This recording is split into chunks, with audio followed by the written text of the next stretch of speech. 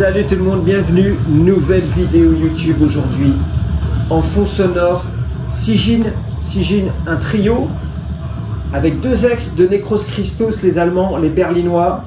Donc voilà, Necros Christos s'arrêtant, ils ont formé notamment le chanteur et le chanteur gratteux qui officie maintenant à la basse et le batteur de Necros Christos. Ils ont formé ce trio.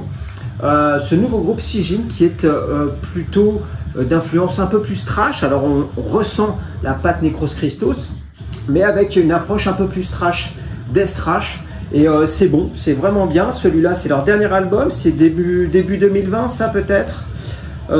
Sorti chez Sepulchral Voice. Donc là, toujours aussi quelque chose toujours de qualité. Quand on voit Sepulchral Voice, voilà, on peut se dire que quand même on a entre les mains de la bonne qualité. Donc voilà, en fond sonore, Sigyn, Sumerian Promises, très bon. Aujourd'hui, un format rarement évoqué, plutôt rare, le format EP. Quand on va parler de musique et de groupe, on va plutôt parler d'albums, moins d'EP. Donc voilà, je voulais faire un petit focus sur ce format. Donc pour rappel, le EP, c'est en anglais c'est Extended Play, donc c'est un format court. On n'est pas sur un format single, encore moins sur un album. Mais voilà, le EP, c'est entre les deux. On peut le quantifier entre 3, 4, 7, 8 morceaux. Après, il n'y a pas de règle établie, mais voilà, on parle de, voilà, c'est un mini-album si on préfère. Donc voilà, et ce EP, c'est un format que j'aime bien moi personnellement. Il a plusieurs fonctions, je trouve. Il va permettre un petit peu de faire la jonction, parfois longue, entre deux albums. Donc on peut y glisser 4-5 titres. Ça permet aussi, je pense, de viser un nouveau public de par son format court et un prix forcément du coup un petit peu moins cher. Et voilà, il permet aussi de faire patienter, je trouve, entre deux albums.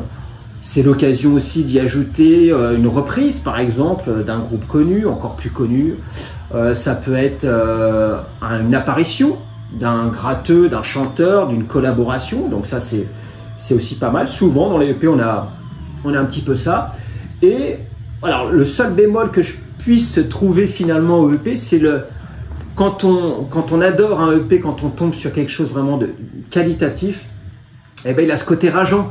Le EP, il a ce côté rageant, c'est-à-dire par définition, c'est un format court, plutôt court. Donc, on aurait presque voulu voir ce que ça donnait en album sur l'entièreté. Donc, voilà, pour le coup, c'est juste le petit bémol.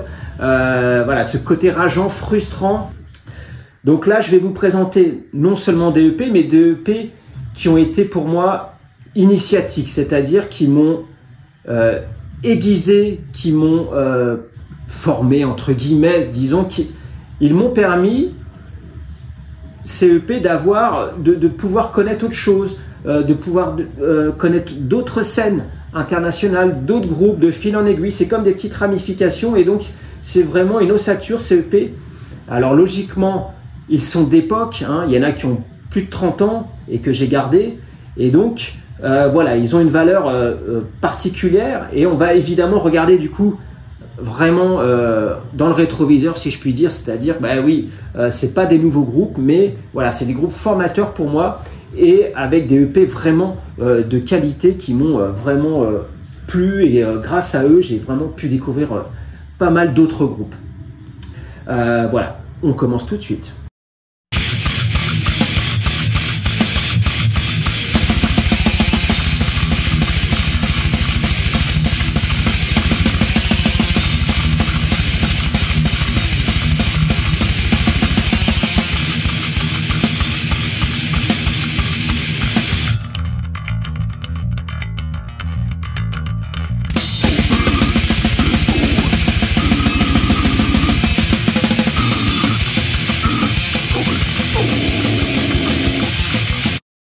Vous avez reconnu évidemment Cannibal Corpse, Hammer Smash Face. Ils avaient sorti un EP, là on est en 93. Eaton vient de sortir, Butchered également, et Tomb.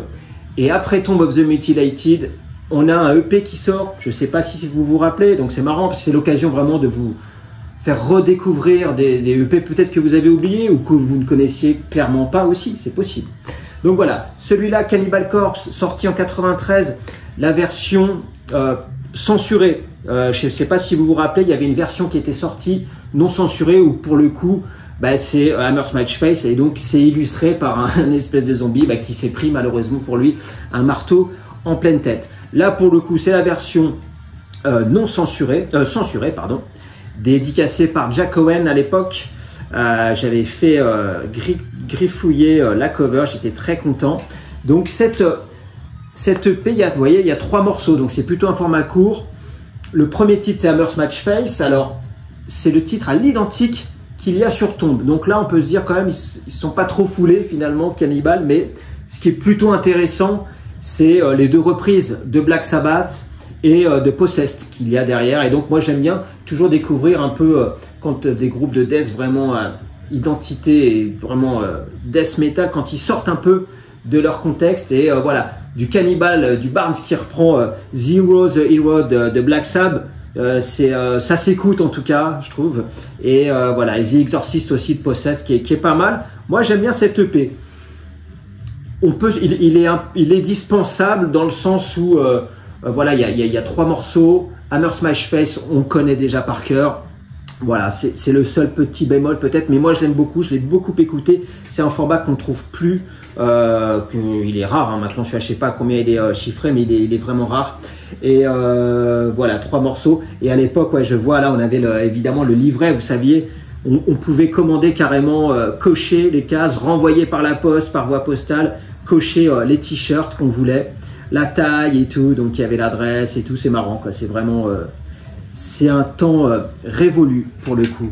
Donc voilà, Cannibal Corpse, premier EP nostalgique et qui a, alors je pense, un intérêt vraiment musical, mais aussi de collection aussi cette EP. Je pense pour les collectionneurs, les fans de Cannibal, voilà, c'est quand même quelque chose, je pense, à avoir. Voilà, Cannibal Corpse, Hammer Smash Face, premier EP. J'ai oublié de préciser, je vous les présente, il y en a une bonne dizaine. C'est pas vraiment un top, c'est que j'ai exfiltré, j'allais dire non, exhumé si on veut rester death metal. Voilà, tous ces EP, et je vous les énumère sans critères croissants de qualité, je les aime tous. C'est pas un top, je vois qu'il y a pas mal de tops qui circulent, des top 10, 20, 25, 50.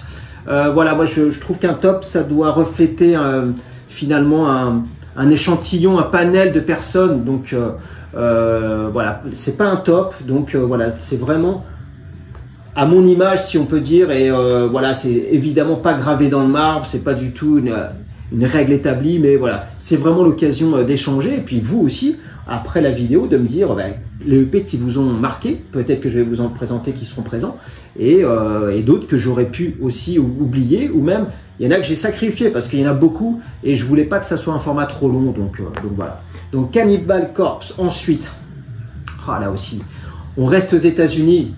Vous pouvez deviner déjà. Human Waste de Suffocation. À l'époque, ça sort en 91. C'est une déflagration, quoi. C'est-à-dire que là, on se dit mais comment se fait? Il faut en fait recontextualiser. Peut-être que maintenant, et encore, je trouve qu'il y a toujours, quand on écoute, cette patte de brutalité, mais à la fois de technicité, grâce aux 2 gratteux, Doug Cerrito et Terence Hobbs. Donc voilà, je trouve qu'il a pas vieilli finalement, et il me délivre à chaque fois une espèce de rage. Il est puissant ce Human Waste, vraiment. Donc là, on a 6 titres. On a le line-up avec Miles Smith, on a Frank Mullen qui vocifère, 6 titres dont Human Waste. Alors c'est le dernier titre, Human Waste, qui est issu de leur démo Reincrimated. Voilà, on a déjà des titres cultes qui jouent encore, que j'ai vu quand je les ai vus passer sur Paris à la Gaîté Lyrique. Infected the Crypt, Catatonia, Mass Obliteration, des titres vraiment cultes que tout amateur de Suffo doit connaître. Donc Suffocation, vraiment à l'époque, sorti chez Relapse, je crois que c'est un first print, j'ai pas fait attention, mais Relapse, voilà, de l'époque. Voilà, c'est Human Waste, quoi, j'ai envie de dire. Après, vous savez que SUFO, ils n'ont que 2 EP finalement. Il y a celui-là et un autre, et j'ai pas pu, entre guillemets, les départager. C'est Despise the Sun qui est sorti plus tard en 98, avec des changements de line-up entre temps, mais tout aussi bon cet EP, je trouve. Despise the Sun, je l'avais acheté aux États-Unis. Celui-là, c'est le premier press pour le coup, sorti chez Vulture Records. Et il me délivre aussi à chaque fois cet EP, une espèce de rage. Et il est, alors je pense qu'il y a la patte aussi d'Ef Kulros à la batterie qui amène un truc encore plus puissant, je trouve. On a une basse audible.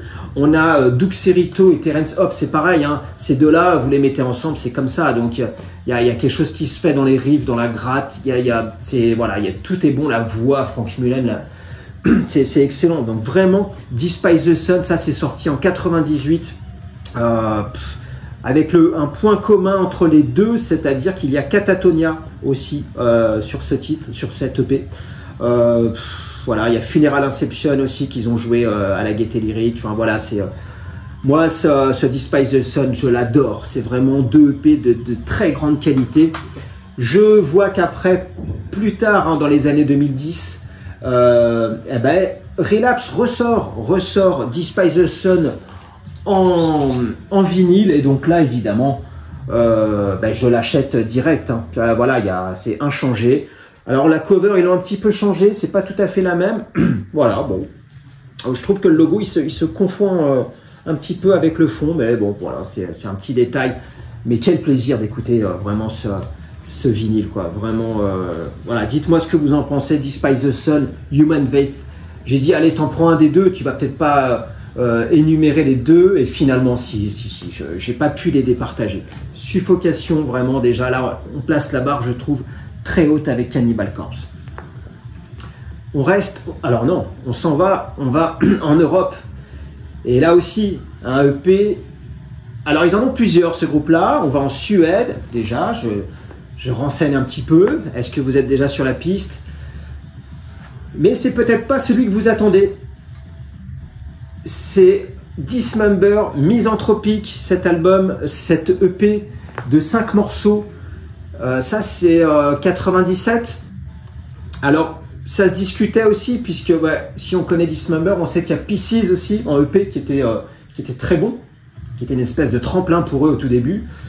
Il y a eu Cascade Garden également. Alors ça pour le coup je l'ai pas, Cascade Garden, mais celui-là je sais pas, il correspond à une époque. En 97 j'étais voilà, très suède avec Unleashed et Dismember, et notamment ce premier morceau Misanthropique qui démarre avec un riff 100% HM2 suédois. On sait que c'est du pur suédois, du pur Dismember, et à chaque fois ce riff il me fout la chair de poule.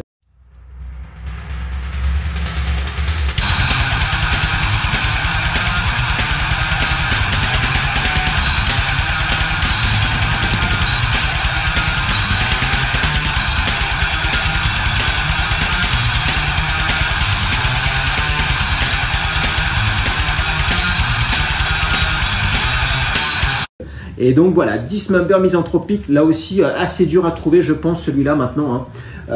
Voilà, et donc Pieces évidemment avec cette cover. Donc voilà, je mettrais plutôt en avant Misanthropique. C'est une histoire de goût, c'est totalement subjectif, mais voilà, c'est une question de ressenti. Donc voilà, grand respect à Dismember et Matti Kärki au vocal qui est aussi excellent. Là aussi, on va en Angleterre. Un EP qui a permis aussi de les faire connaître davantage sur la scène internationale. C'est le Dark is the Season de Benediction. Alors là aussi, hein, avec un super line-up, hein. On a les gratteux, on a le bassiste, on a le chanteur évidemment, Dave Ingraham. Sorti à l'époque chez Nuclear Blast, je suis content de l'avoir, c'est un first press génial. C'est du Benediction. Je sais qu'il y en a qui n'aiment pas trop. Moi j'aime bien ce groupe-là.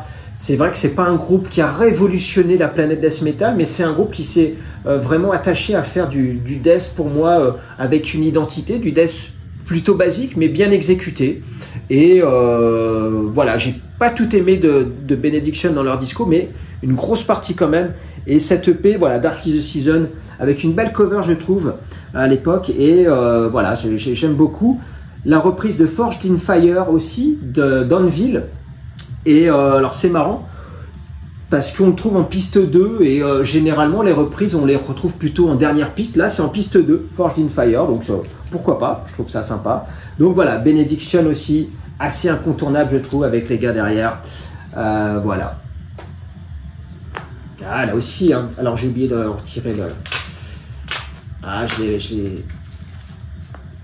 il a un petit plastique dessus. Alors là aussi, on va en Suède, à un EP que j'aime, qui est sorti en 94 aussi. Qu'est-ce que j'ai pu l'écouter? Je vous avoue que je ne l'ai pas écouté récemment, mais c'est des souvenirs.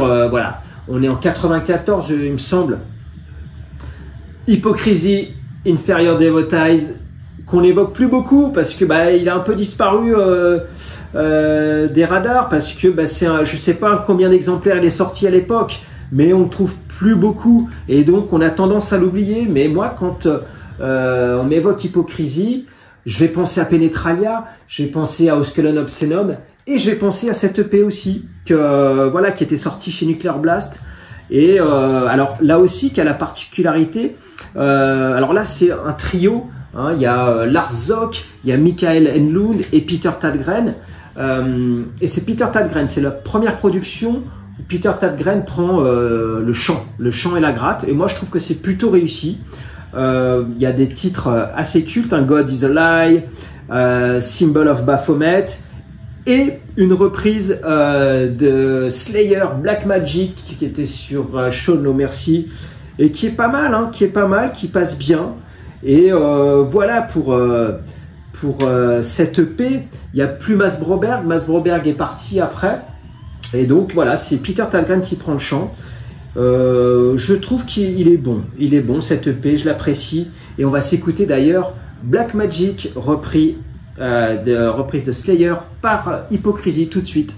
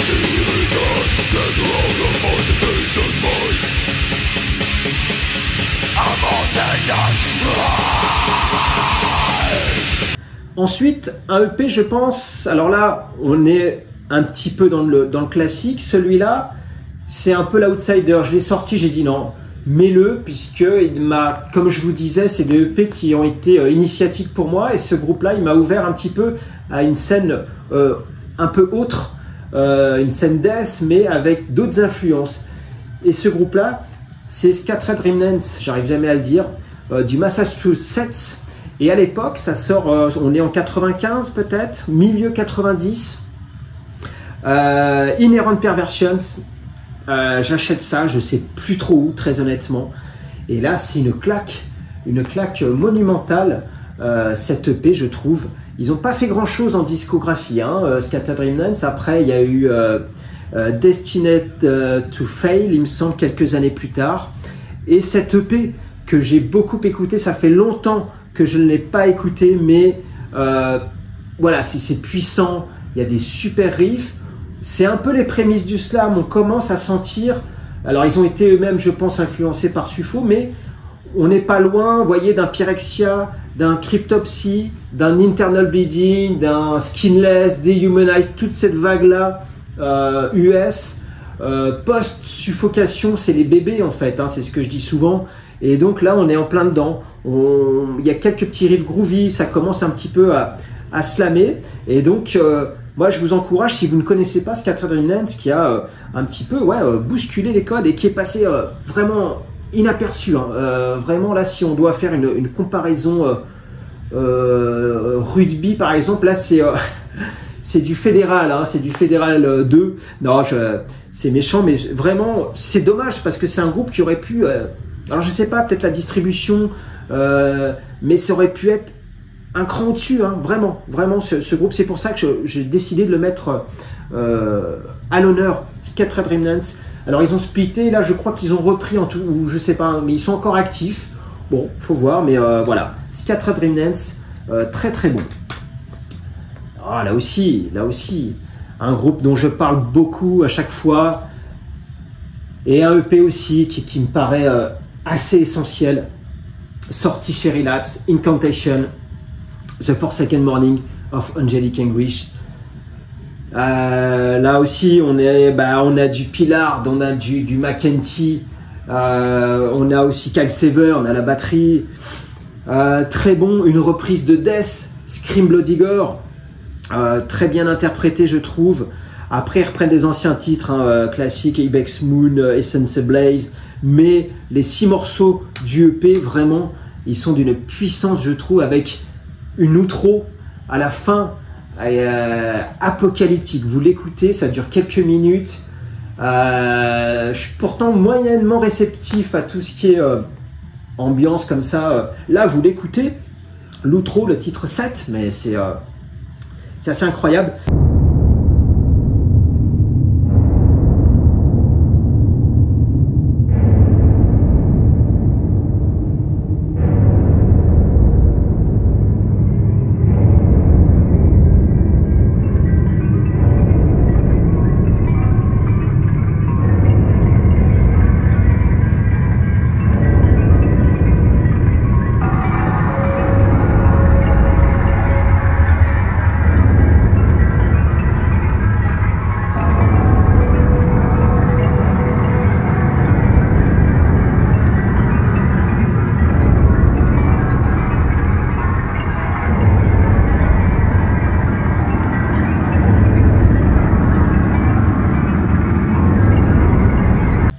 Ensuite, on reste aux États-Unis, on va à New York.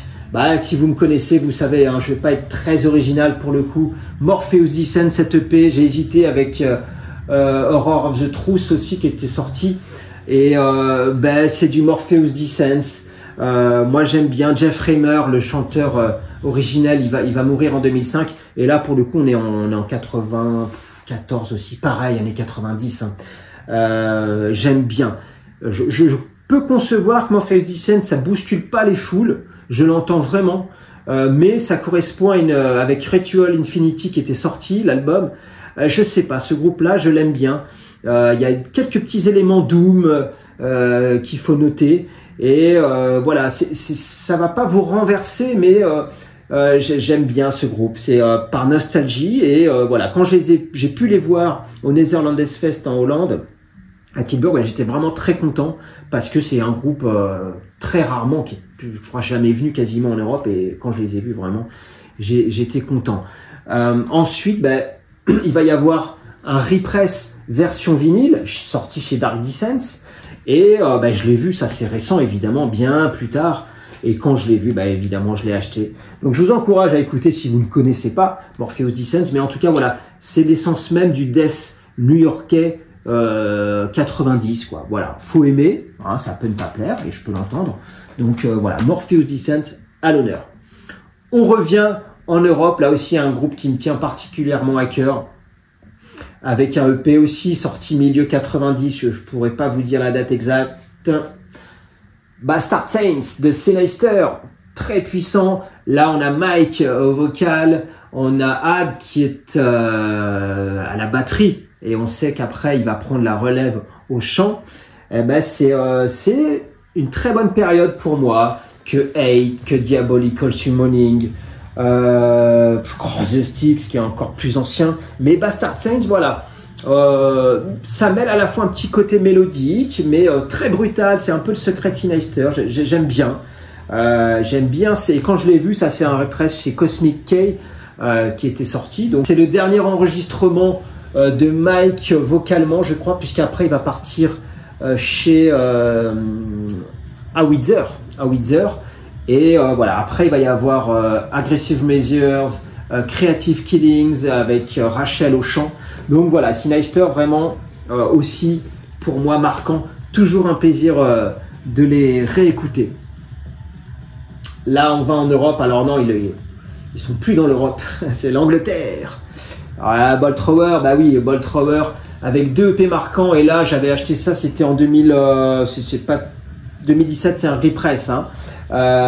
Ils ont regroupé Irage et ils ont eu la bonne idée de regrouper les 2 EP Cenotaph justement, et Spearhead qui est excellent, 2 EP face à Spearhead et Side B Cenotaph.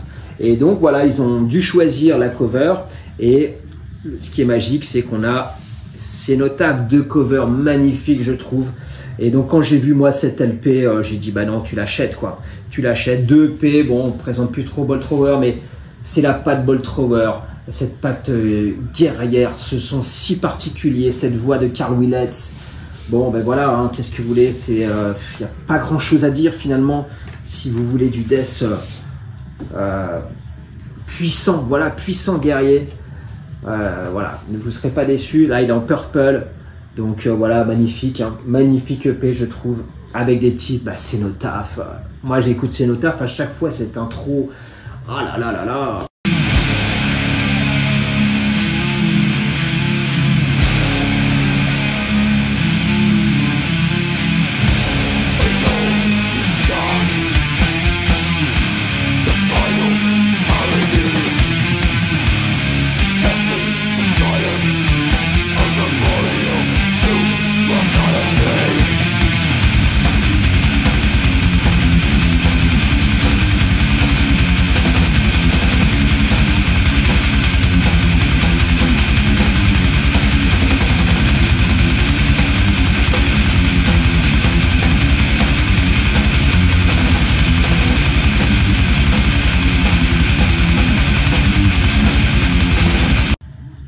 Groupe français, EP pour moi qualitatif, qui est sorti, on est peut-être pareil, on est dans la même période, les dates je suis pas très bon, 96 peut-être, 97 ou 95, je sais plus. Cross the Threshold de Loud Blast, là on est après Sublime Dementia, très bon, avec pareil, vous voyez, quand je vous dis que les EP peuvent être agrémentés parfois de reprises, et ben là ils vont en profiter pour faire une petite reprise de Slayer, une bonne reprise je trouve, Mandatory Suicide, qui est en piste 3 aussi. Et voilà, il y a Malign Growth qui va être une version de 93 qui est pas mal, hein. Et aussi les Cross the Threshold, les Subject to Spirit. Moi j'aime beaucoup, hein. Et je suis content d'avoir cette EP de Loud Blast. Bon là on a la fine crème aussi, on a du Leclerc, on a du Jamin, on a du Burier, on a du Coquerel. Voilà, c'est du Loud Blast que j'aime beaucoup. Je vais un petit peu moins suivre après. Fragments, je crois qu'il y a Fragments après. Petit à petit, voilà, c'est un petit peu, je les perds un petit peu de vue. Mais voilà, alors on n'est plus sur le même registre que Disincarnate, mais on est dans Sublime Dementia. C'est la continuité pour moi de Sublime Dementia. Il va y avoir aussi un live après, The Timekeeper. Très bon également, donc voilà, grand respect pour Loud Blast. Je vois également que Listenable a la bonne idée de le represser en vinyle. Écoutez, je l'achète quoi, avec une cover assez explicite, hein, voilà. Donc voilà, Cross the Threshold vraiment très bon. Et là on est c'est du rose, voilà, une espèce de rose transparent magnifique. Donc voilà, si vous ne connaissez pas Loud Blast, évidemment, hein, voilà, vraiment cet enregistrement, c'est une production de qualité. Et le dernier groupe, dernier EP, avec ma sélection drastique quand même, c'est mon groupe, un groupe de cœur vraiment, dont je parle souvent, c'est Grave Miasma, Realm of Evoke Doom, avec mon bel accent. Là on est en 2010. Grave Miasma, c'est du Grave Miasma quoi. On reconnaît la patte, c'est une espèce de Black Death occulte. Il faut aimer, tout le monde n'aime pas, mais j'aime bien.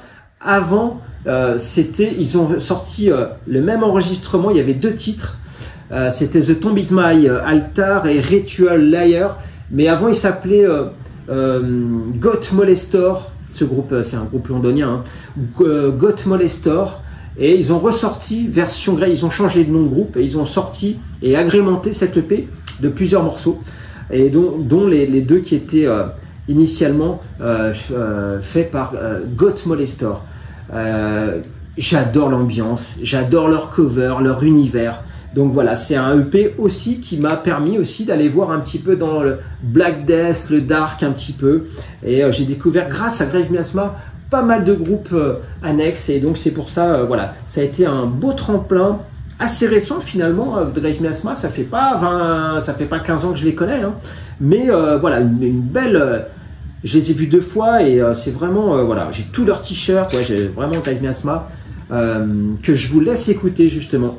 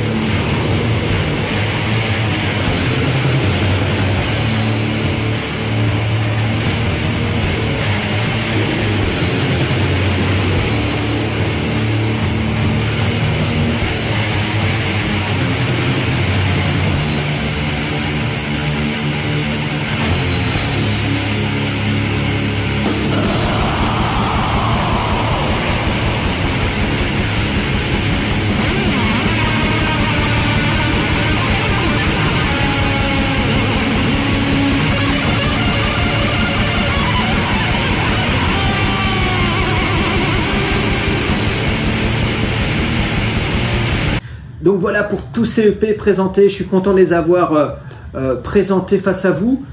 Des groupes charnières pour moi et des EP vraiment qui ont été initiatiques. Et voilà, donc n'hésitez pas en commentaire, je sais que vous êtes souvent très nombreux à m'envoyer vos ressentis.